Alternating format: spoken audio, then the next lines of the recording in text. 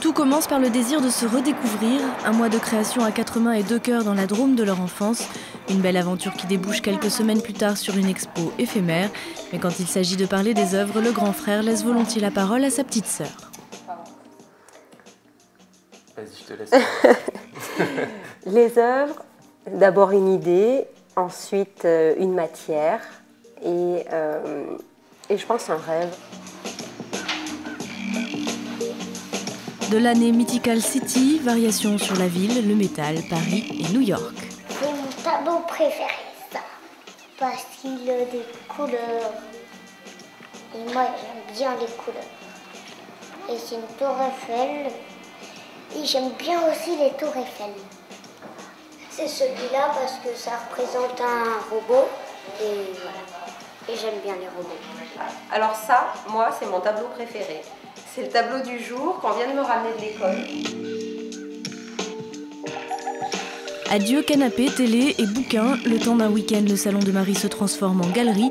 Le 32 avenue Maréchal Randon devient la Maison 32. Je pense qu'on est rentré effectivement dans un objectif d'être vu, d'être compris, aimé pas forcément, mais pour susciter, je pense, la curiosité des gens. Maintenant, ouvrir une maison, il y a aussi toute une pudeur autour de cette idée. Je pense que je vais au moins essayer de respecter cette pudeur. La pudeur, c'est ce qui a longtemps retenu Christophe. Aujourd'hui, dans l'intimité de la maison de sa sœur, il s'expose. Moi-même étant assez pudique, en fait, j'ai jamais montré mes œuvres personnellement.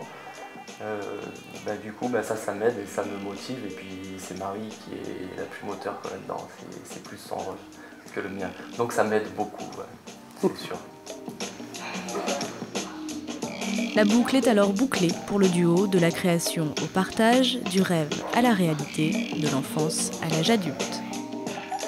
Au final, on a réussi à créer suffisamment, à créer avec suffisamment d'émotion et de passion pour pouvoir montrer ce qu'on avait produit, pour pouvoir continuer à y croire et pour se motiver l'un l'autre.